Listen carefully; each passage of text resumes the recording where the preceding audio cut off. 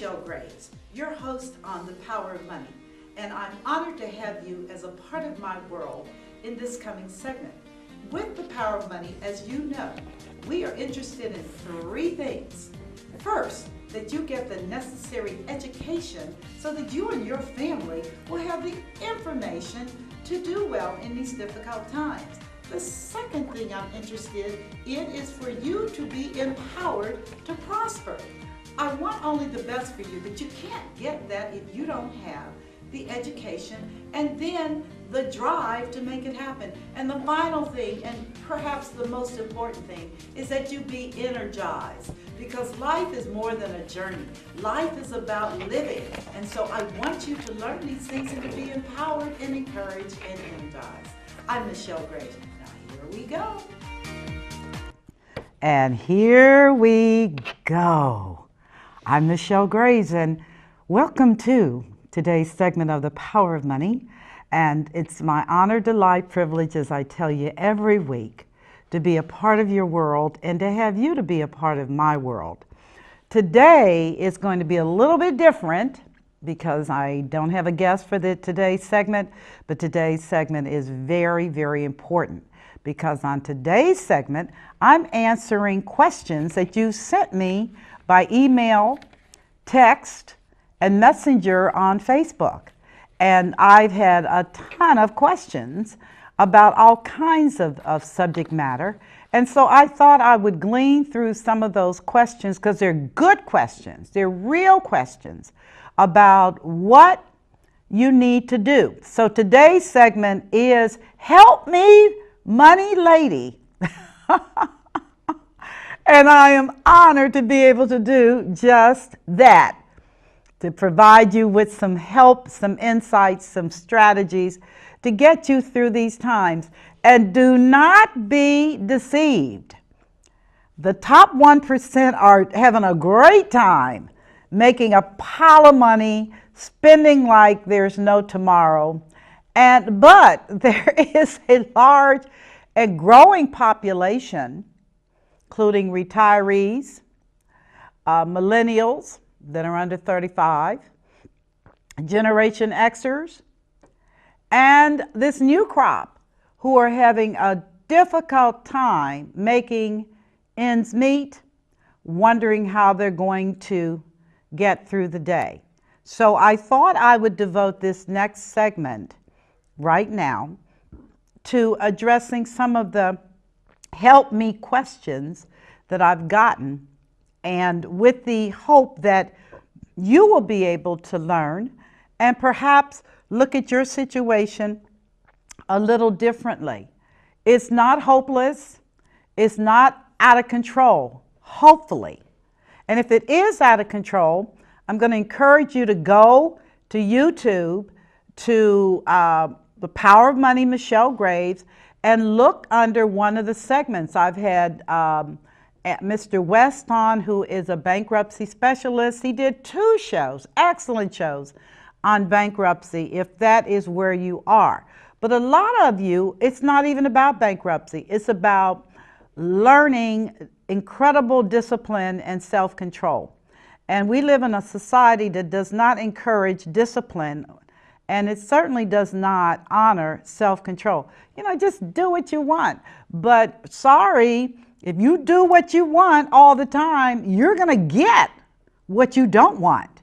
So again, the purpose of today is to read some scenarios that were presented to me and to hear my recommendations. Now, before going into all of that, let me begin by saying point blank, whether you're single, whether you're divorced, whether you are widowed, whether you're married, your life is your business. When people say, I want to start a business, I said, well, you know what? You already have a business. When you're an adult and you're self-sustaining, then you're officially in business. Now, I can tell you, having been a business owner for the entirety of my life, I didn't do the corporate thing. Early on, I decided that was not a good fit for me 40-something years ago. and I chose to go into my own business as a business owner. But if you are, again, single, divorced, widowed, married, you have a business. It's called you and your family.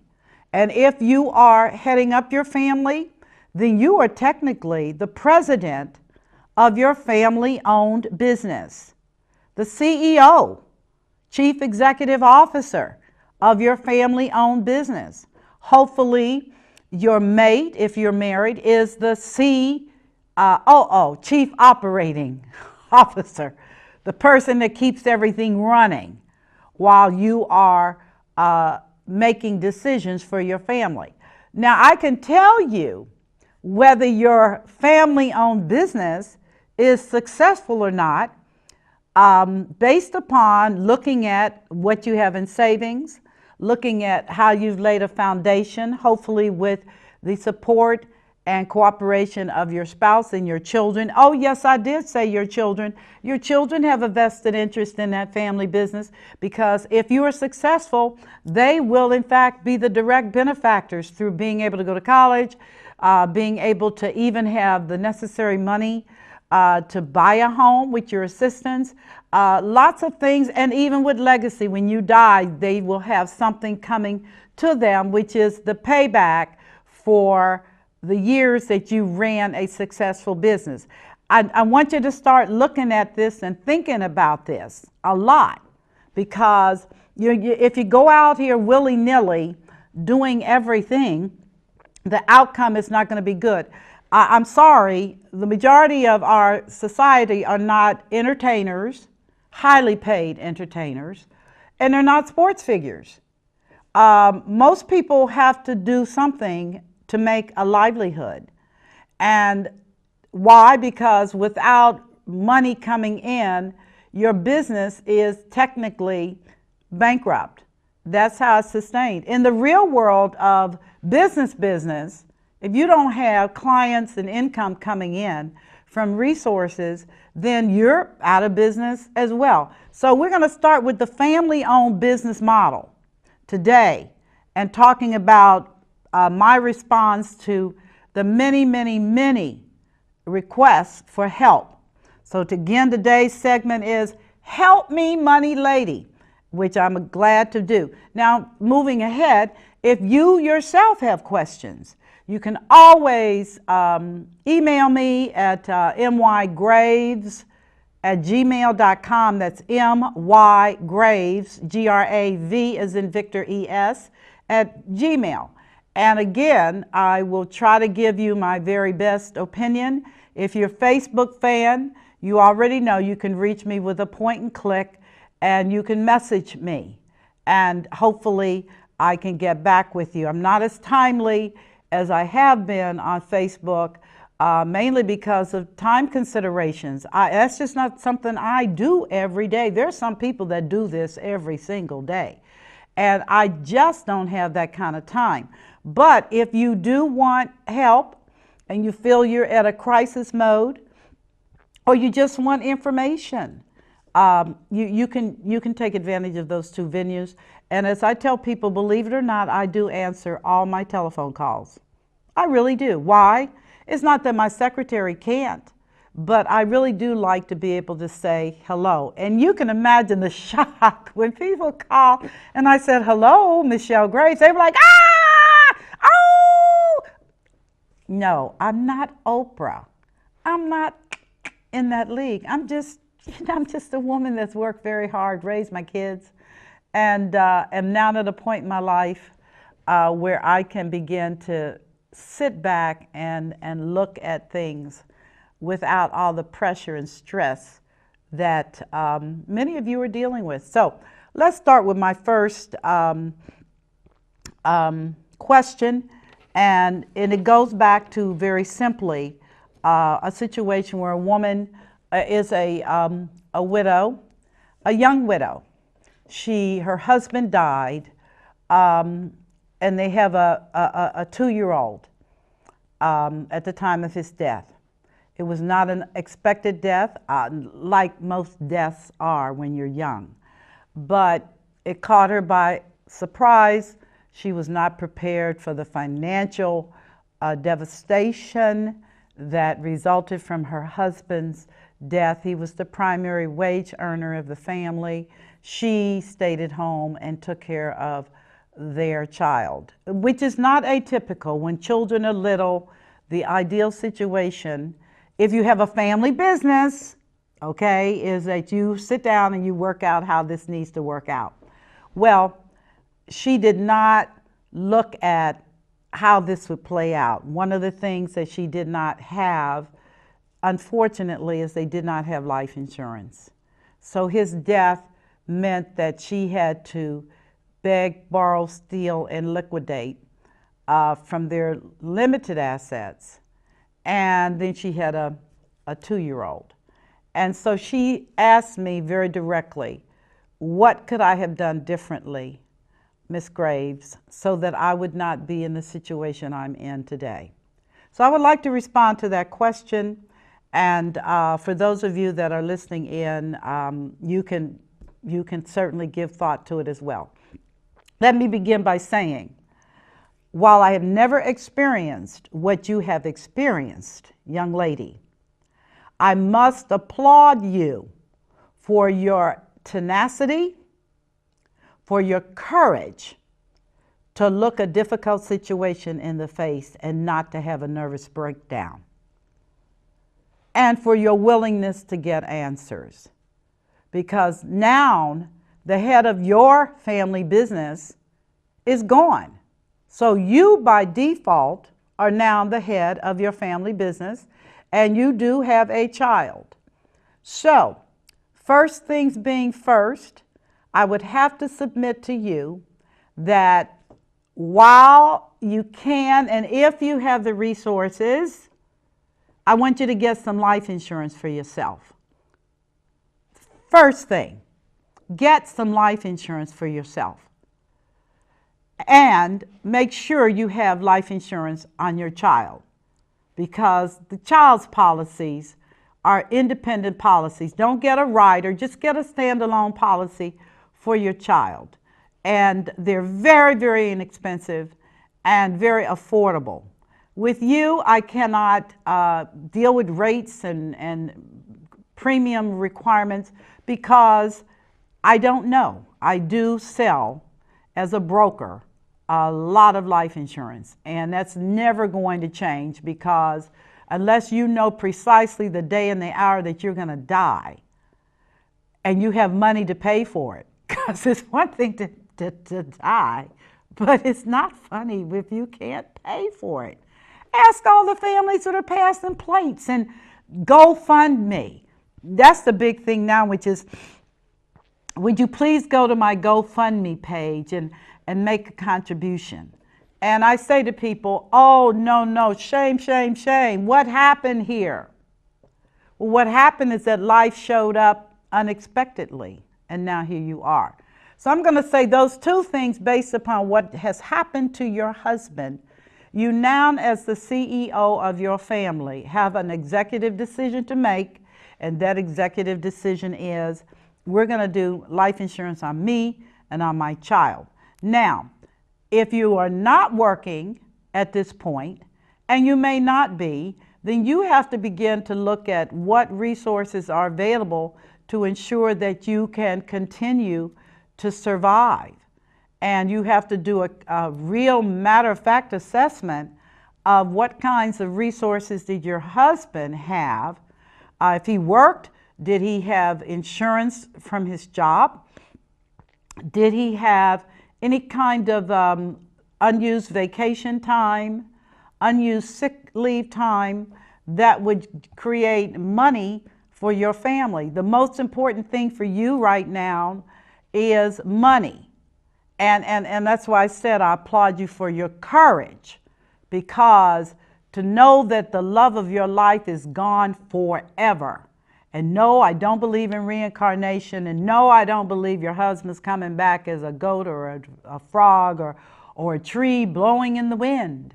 I absolutely believe that the dead know nothing. And so it's now on you. and with your courage and your faith in God and knowing that you have to be a strong support for your child, then you can move forward. If you are able to get employment at this point, I would certainly consider getting employment. I would also, if you have a strong family system, I would reach out to my family. I don't think anyone would be surprised if you asked for some kind of assistance in the area of child care while you secured employment. Today, temporary employment is a good segue into something more permanent. There are many temporary placement agencies. I don't know what your skill sets are. I don't know what you are considering doing, but that is a venue. Many companies today do not direct hire because they don't know what they're getting themselves into. So they will use temporary agencies to provide segues into a permanent status. They get a chance to see how you work in that organization. And you get a chance to see whether you like them, because it does work two ways. So I'm going to say a temp route, and that's more practical to me than saying go and get a job. There are tons of job sites, but your immediate concern is income and how to get something that will leverage your skills. Now, if you choose not to do temp work, or if you do, I'm going to encourage you, if you do not have a college degree or any kind of advanced training, that you consider going back into the academic world. And it doesn't have to be in the traditional sense. There's high demand today for people that have computer skills, people that are into the nursing and geriatric industries. Those are booming because baby boomers are aging, the elderly need care. And those skills are globally transferable. And when I say that, there's nothing to say that you as a young woman with a 2-year-old are going to be in the United States forever. You may very well choose to live someplace else. And you have my plaudits if that's what you choose to do, and it's well thought out, and you do have some kind of a support system to facilitate that. One of the things that I've discovered over the years is when you live outside of the United States, you have a very different perspective about a lot of things. Things that you thought were so important in this country are not important at all in other countries. How they look at things is very different because everybody has their own culture, everybody has their own filtering, how they see a thing. And so, you know, you have those options. But I would have to say first and foremost to look at insurance. If you are, you have a home that has a mortgage on it and you do not think you can afford it, you are going to have to consider selling it. Now, I don't know how to recommend that happens other than don't do it by yourself, because that is a skill set for which licensed realtors have to help you. And you can certainly get an assessment as to what can be done. You don't want the house to go into foreclosure, which is an outcome of you not being able to make those mortgage payments. And the bank will take your house. I'm sorry, folks, if you don't believe it, but the bank is not in the business of grief counseling. The bank's in the business of getting their money. And so, young lady, if you cannot afford the house, then you should consider selling the house through a reputable dealer, realtor. And then if there is any kind of shortfall, that's something you probably need to negotiate with the bank early on, which means you may have to get an attorney to represent your interests to make sure that the bank does not assess you with a deficiency or shortfall and then come after you later. You don't want any of that kind of mess. But you do have an extenuating circumstance, meaning the death of the primary wage earner. And you do want to get out of this as quickly and as simply as possible. Now let me talk about the issue of simply, because I don't know where people get off thinking you can hire an attorney and they're going to fight for you. attorneys are hired guns, all of them, but it's the nature of their training, which is to assess the situation and try to resolve it in their client's best interests. That's always first and foremost for them. You have to make sure, given your emotional state, whether you want to engage in battles or whether you want to get this resolved as easily and as simply as possible. Remember, the bank wants their money. Something's better than nothing. And if they can get it without going through a whole bunch of gyrations, they're happy to do that. The realtor is there to help you. A good realtor is worth millions. I mean, I think they're the most underpaid people, next to school teachers, which are truly underpaid for what they do. But realtors are right there because they work like dogs to try to sell a home. And most of you are not aware that the commission they make is not what their take is. If it's a $10,000 commission, then their take is going to be $2,500.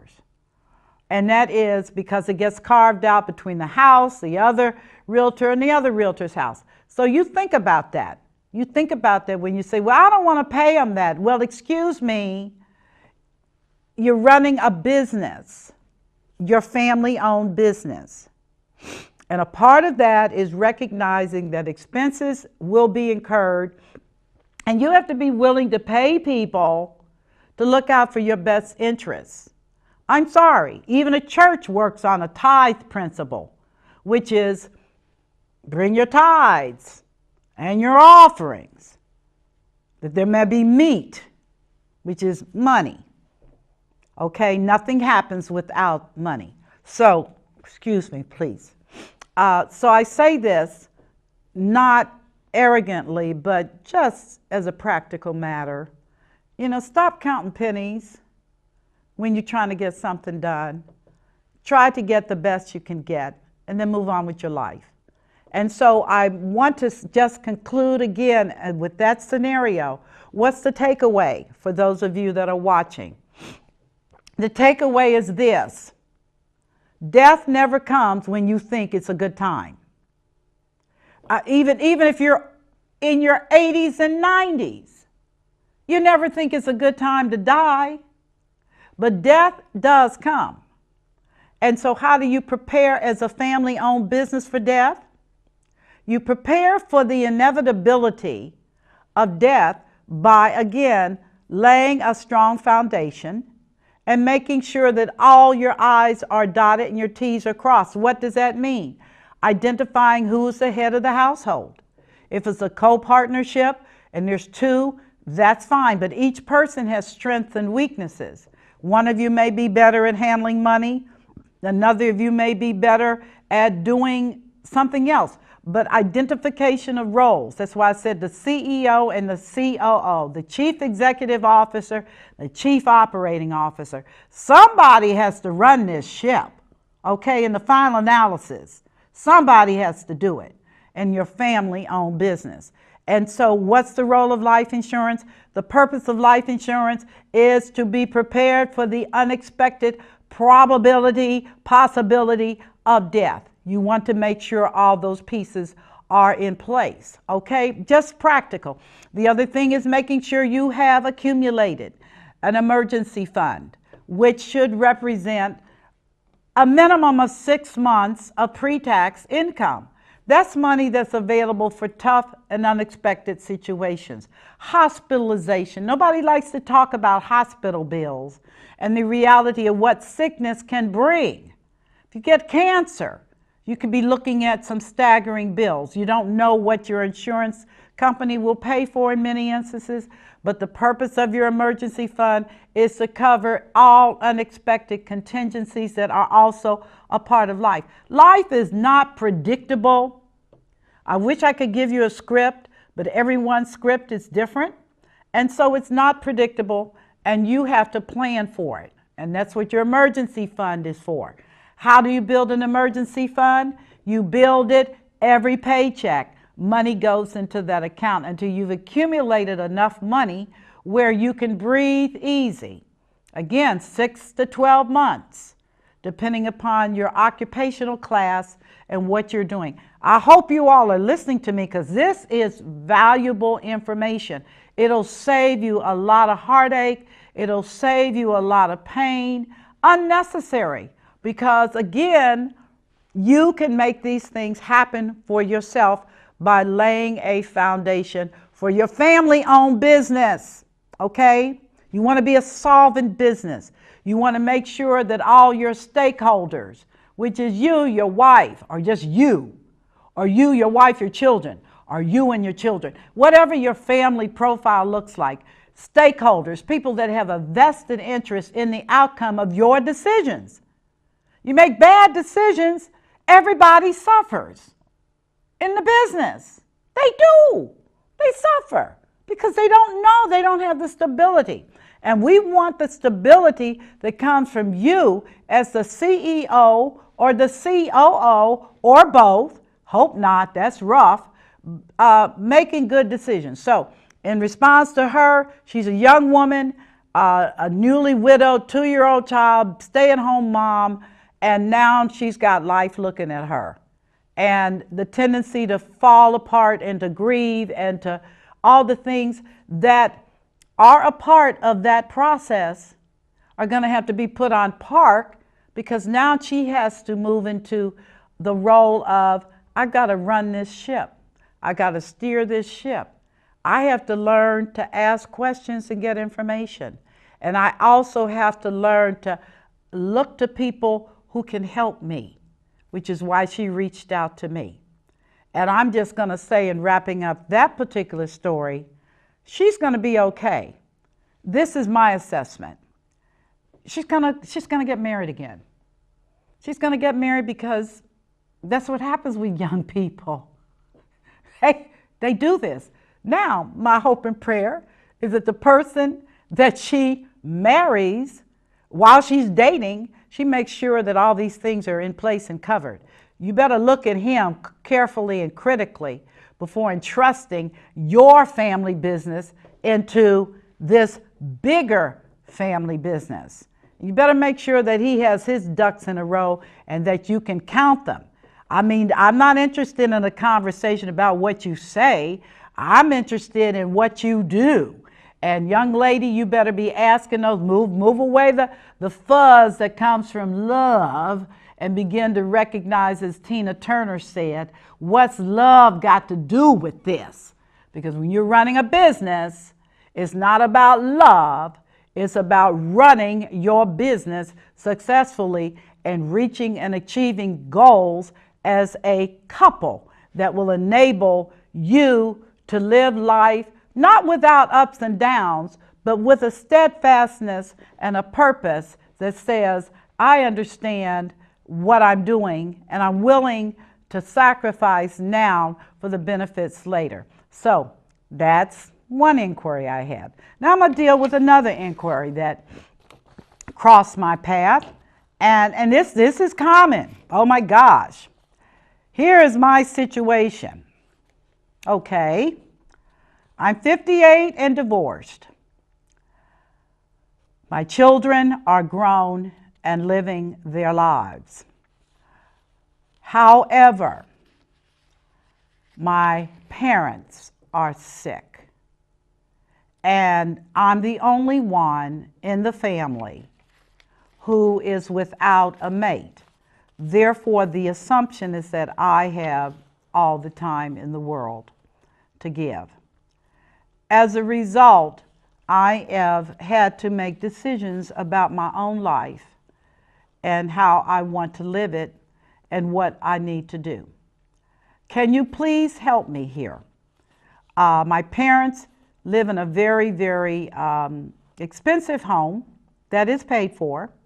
It's worth over $300,000. I live with them most of the time, and they need help. I don't really need help. This is what she's saying here. I don't really need help. They need help. Can you make any recommendations? Wow. Is that a loaded gun? Do you all know how many people are currently dealing with the issue of their parents and their parents' health and sickness and well-being. I mean, it's overwhelming. And it's epidemic because for every sick parent that's out here who's over the age of 75, there are children involved in some way. And if they're honorable children, they're going to be very much involved. Now, it's a tough thing, madam, to look at your parents who you grew up remembering in control. Dad had a role, mom had a role, and everybody lived under that security blanket. And it is a security blanket. Why do I say that? Because she just told me they have a $300,000 home that's paid for. They must have been doing something right, okay? But having said this, now what? Well, the first thing I have to say, and it's too late to talk about long-term care insurance. Long-term care insurance is insurance that's specifically designed to cover individuals who cannot manage what we call activities of daily living because of their illness. It could be diabetes, it could be COPD, it could be heart problems, it could be stroke, it could be cancer, it could be so many things that happen to the human body as you age. Because a body's not like a car. I mean, when your alternator stops functioning, you just buy another one. When your heart stops functioning, you can talk about a heart replacement, but the probability is that that's not what's affordable, and that's not necessarily what's going to work. So, let me just say before responding to that question, if you are under the age of 75 and you have not considered a long-term care insurance policy for yourself, forget everybody else, for yourself, that will enable you to stay in your home, or if you have to go into a skilled facility, it will be a private facility. It will not be a facility that is open for people that are poor, okay? Now, that's if you're under 75. Over 75, nothing I can do for you. I'm so serious. Nothing I can really do for you. But I'm going to say this. In her parents' situation, they're both in their 80s. So they're too old to qualify for underwriting for long-term care insurance. But here's some things that need to be done. And I do mean need to be done like yesterday. My hope and my prayer is that we're not dealing with Alzheimer's. Why do I say that? Because Alzheimer's epidemic, okay? They used to call it old folks' disease. They used to call it dementia. Alzheimer's is a form of dementia. But it drags on and on and on and on and on. And at some point, you're not going to be able to take care of that person. Now, here's where it gets messy. Because I don't know how much money her parents have. They may not have much. They may be living off of Social Security and living in this fabulous home that's getting increasingly expensive.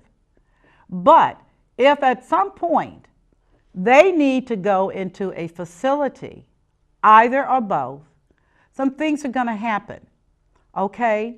Now, if they have a sizable bank account, sizable, then they can begin to spend it down to pay for their the fees associated with a facility. We call them skilled nursing facilities now. They used to call them nursing homes, but you know, times have changed, so pick up the language and the lingo. But let me just give you a number if you want to fall over on your face real quick. $12,000 a month right now as we speak for a person that has memory loss issues. $8,000 if they don't, and say they just need to be in an assisted care facility. You're looking at $6,000 or more a month for them to be able to live in an apartment where they don't have to worry about their health needs. They're not sick enough to go into skilled care. they're there. Typically, what happens in those situations is the house is going to have to be sold, and the proceeds from the house will be used to pay for their care. So, if you're looking for an inheritance and your parents didn't take care of that little piece of business, then you can kind of forget it, because it's very easy to go through money in a nursing facility. Real easy, like fast. So, in her particular case, she has to do some assessments. The first thing is she needs to have a complete evaluation of both parents' health status. And for the record, just because they're 80 does not mean they're stupid. They may not want to listen to anything you have to say. But now is the time, since you're the one that stepped to the table as their caregiver, to minimize stress in your life and also stress in their life. You need to have a complete medical done on them. You also need to see a competent estate planning attorney to make sure all the documents are in place properly, meaning, do they have all of their insurance in place if they die? Who are the beneficiaries? Where is the money? Who's named on the bank accounts?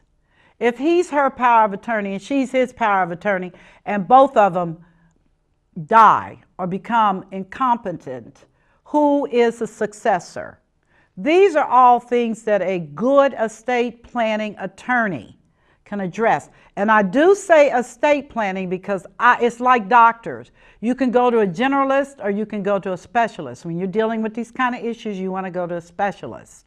And usually they're certified as estate planning attorneys. So you want to consider that. You want to also make decisions now, not later, but now, as to who is going to really be able to care for them and attend to them in their home as long as they can. I'm a believer in independence, and I'm a believer in seniors living in their own homes for as long as they can, because it is a fact. And I hate to put it this way, I haven't seen a whole lot of happy, smiley seniors in long-term care facilities. I just haven't. And I do visit them because I stay on top in my industry. You don't want to reach a point where it's now forced upon you, which is dad takes a bad fall. Dad can't come home, so dad has to go into a facility for rehab. And under Medicare, if you don't improve, then they won't pay. You must improve. That is a critical condition of Medicare. I didn't say Medicaid. Medicaid is health insurance. It pays for long-term care for indigents. Indigents are poor people. The only way you can be on Medicaid, hear me, at 65 plus, is you can't have any money. So you have to spend it down to $2,000. It was worse. It was $1,500, now it's $2,000. And you say, you mean to tell me my money has to get spent down? Medicaid is for indigents. It's not for people that have money. People that have money pay for their own care until they run out of money, and then they're on Medicaid. Different scenario. I hope it never happens to you. Hope it never happens to your parents. But it's happening every day to thousands and thousands of people. In fact, in the state of Ohio, unless something is done, Medicaid for seniors is bankrupting the state of Ohio's budget, because it's a shared payment with the federal government, but truthfully, it's very, very, very prohibitive in terms of costs. So that's why they want you to liquidate and spend everything, because they can't afford it. And actually, without sounding completely callous, I do not feel it's the federal government's responsibility to take care of you when you're sick and aged. It becomes a family obligation, or if you thought better, purpose of insurance, which is proper risk management. Now, Let me share a little tidbit with you, young lady. They cannot transfer that house into your name or anybody else's name to avoid the problems that result from Medicaid, meaning that spin down. There is a 5-year look back on all of those types of activities. It's illegal, it's viewed as fraudulent. There are penalties of which I'm not going to get into on this show, but let it suffice to say that this is where you need to have your good estate planning attorney get involved. And many of them are very conversant on Medicaid and the things that can be done to enable them to have money even after they sell their home, so that they will not be completely impoverished. One of the provisions with Medicaid is that if only one spouse has to go in, the other spouse can stay in the house. They don't put them out. They can stay in the house.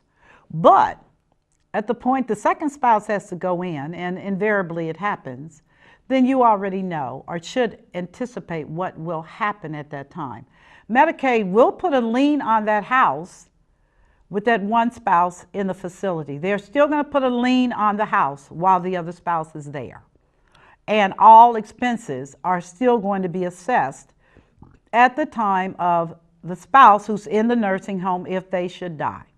So there is an end game on this, and it's not necessarily a pretty game, but my advice to you is you are an honorable daughter.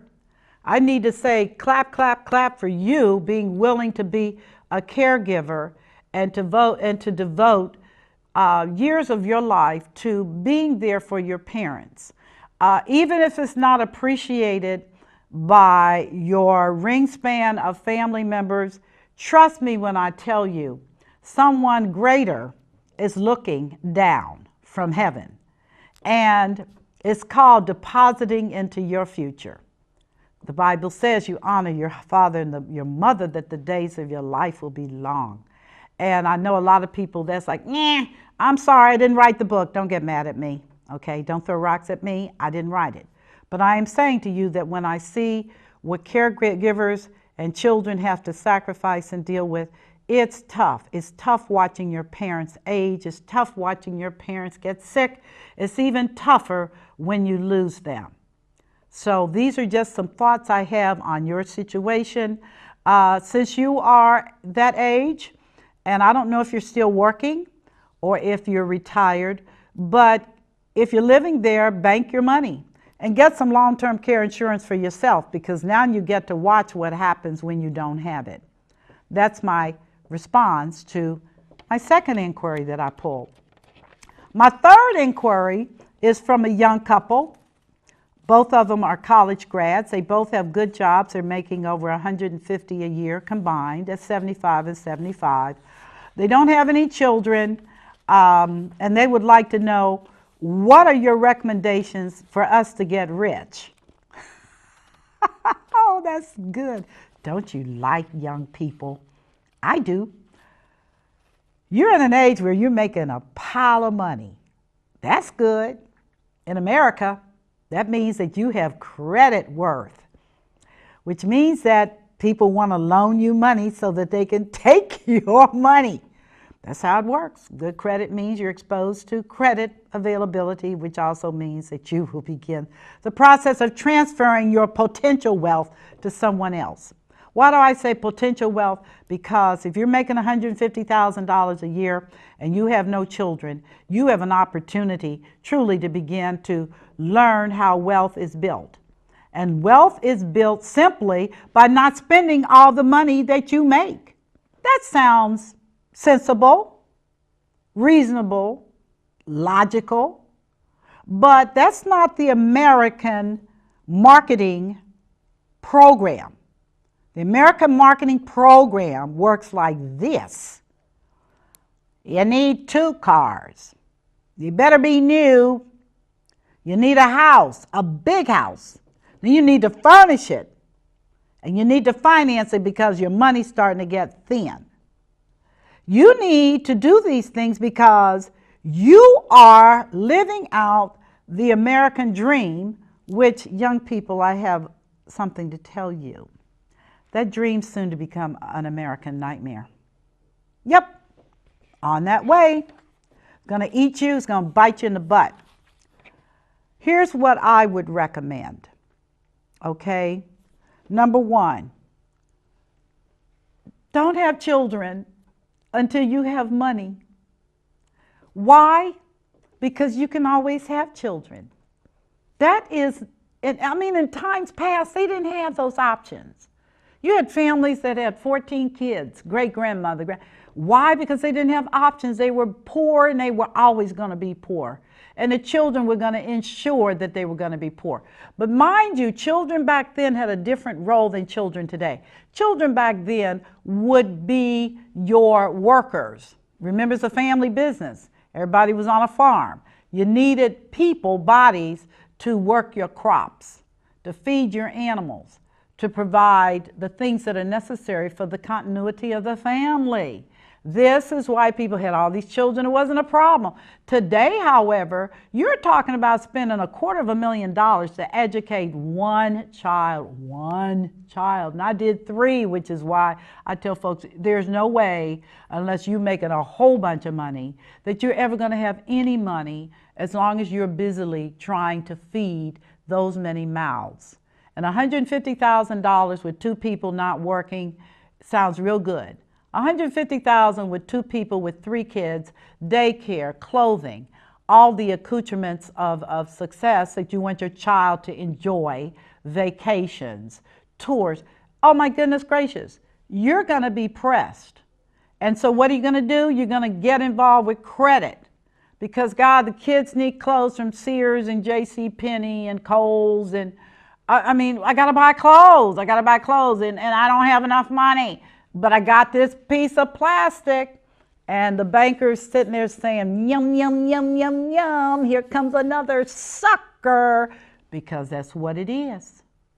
Because now you've crossed into a place where you could accumulate wealth to where you're not going to ever have any wealth because your money's going to transfer via credit cards and lifestyle to somebody else who is not a stakeholder. Remember I talked about stakeholders in families?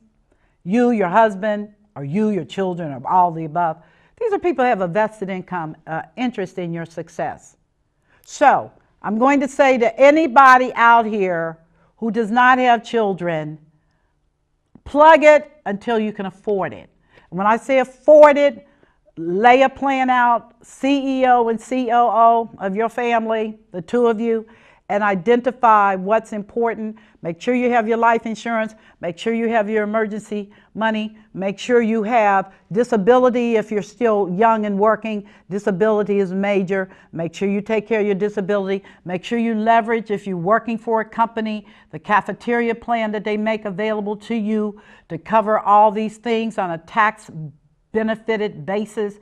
Take advantage of all of that stuff. I'm so serious. The government is begging you to do it because they're not going to take care of you. And if you think Social Security is going to be around by the time you get my age, you got me stuck. No, it's not going to be around. I don't believe it. You're never going to make me believe it. Why? Because they're spending the money as we speak. So you have to take care of you and your wife or your husband, whatever. You got to take care of it. You got to take care of them. Got to handle your stuff wisely. And then after you've got these things together, then you can start talking about having children, which are a blessing and a greater blessing when you can afford them. And for those of you that say, I struggled and I raised them anyway, do you think the children are oblivious to watching you struggle and complain, oh, I hate my job? And then you're mad because they don't want to work. Well, they grew up here and you say, I hate my job. Oh, I can't stand these people. These things don't have to happen when you have the freedom to choose. That's what wealth really means. You now have the freedom to actualize and to choose what you want to do. So I'm going to say to you all, keys to wealth, I've already laid it out. Having a good foundation, having a good plan, having a budget that you adhere to. Vacations need to be prepaid, not financed, okay? I don't care what kind of vacation it is. You don't need to be financing a vacation when clearly you can't afford it. So learn the power of vacationing with each other at home and enjoying the simplicity and the beauty of knowing that you're with somebody that loves and cherishes and cares for you and that has a future. Your plan is to grow old together, which is another thing I'm going to say because my time is wrapping up and winding down. Divorce is not an option when you are on the road to wealth. It is a fact. It is a fact. Don't take my word. Google what happens to people that are divorced, particularly if you're a female. Females have a tough time out here, okay? Your earning potential is not the same as your ex's is. Your bounce back potential is not the same. And yet you have acquired a taste for the better things. So how do you finance your divorce? Credit cards, doing stuff that cannot work and will not work. And this is what you do. And I'm saying to you that it's the beginning of the end. So I tell couples, don't even think about getting a divorce. Don't do it. Okay? Don't do it. Just make up your mind. And that's a part of the planning process while you're dating, that this is it. This is it. We have too many things that we have to pull together as a team, as a business. Do you know what happens to businesses that wind up blowing up because of stuff internally? The business usually goes out of business. The business is usually parceled off and sold to sharks. The bottom line is the business does not survive. Now that's in the business world. What do you think your alternatives are and options are for yourself? Well, I don't like him. Well, wait a minute. Wait a minute. You didn't know that when you were dating? Things didn't set alarms off when you were dating? Well, we really didn't date. Well, you know what? Then that's kind of like buying a car and you don't even know how to drive it. Okay? Dating is an opportunity to really ask those hard, tough questions. And frankly, in dating, it's also an opportunity, if you have good, wise parents, they're going to chime in on both sides. On both sides. They got an opinion about whether this is going to know. Because who knows you better than your parents? Okay, you don't want to hear that because, you don't know my parents. Oh, really? You're the product. I don't know them. I don't know you. But I'm saying to you, just like you made those vows and just like you said forever, divorce is not an option. Just say that to yourself. We may fight like cats and dogs and maybe we go to separate corners, but divorce is not an option.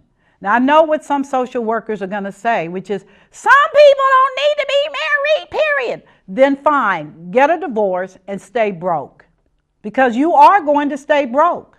Particularly if you're female, like I said. It's going to be a tough road, a hard road, and you're not going to get it the way you thought you were going to get it. Now, I'm just being open with you. I'm not trying to be, stir up nothing. I know what I'm talking about. I'm a divorcee. And I'm going to tell you, just straight up, you try raising children.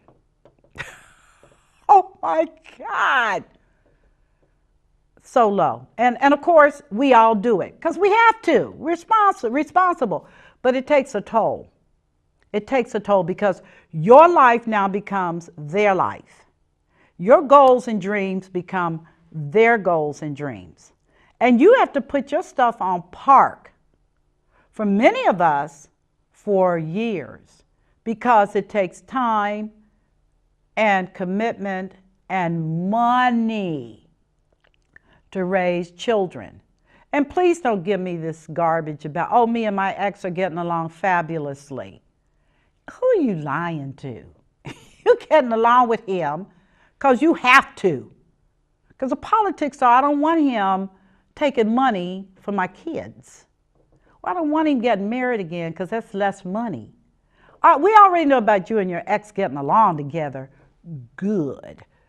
Just don't go down that road and avoid the drama and the trauma. Think carefully.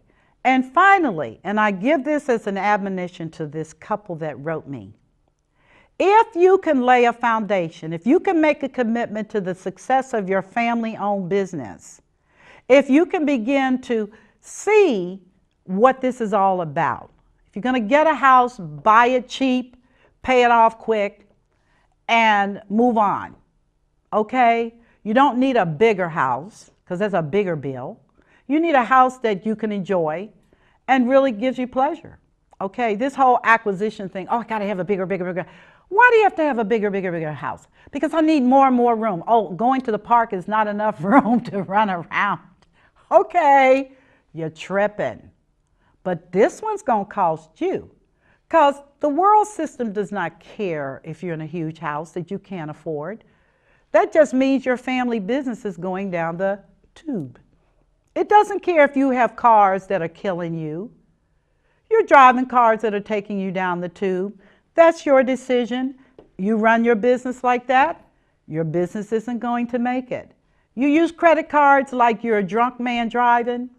Don't worry about it. The bank's not going to say, smack you on your hands. That's irresponsible. They're not going to say that. They're going to say, spend, because you're going to owe me till you die. And then you're going to owe me after you're dead, but I can't collect, unless your husband's on the account. Then I'll go after him, or I'll go after her. Sounds so callous and so matter of fact. And again, I've been criticized over the years. Miss Graves, do you have to cut it straight like that? And I'm like, I wish I could cut it even straighter, because I speak from the perspective of the dark side of the belly of the whale, which is you're in this and you don't know how to get out of this. And which is why you reached out to me today. And you said to me today, help me, Miss Graves! I'm drowning and I can't swim.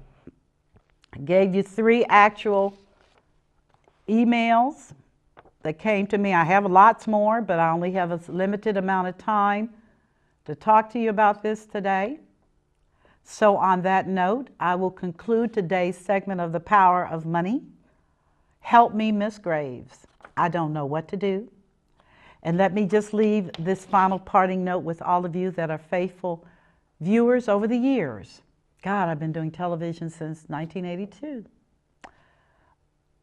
My goal is to give you the necessary information so that you can make good, sound financial decisions for you and your family business, and so that you may be empowered and energized to begin to lay a life that is glorious and unspeakable, where your life will be such an inspiration to others that they will want to do what you do.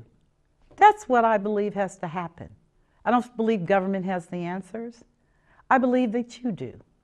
And you set the stage for others, starting with your family and your children, to emulate and to follow you.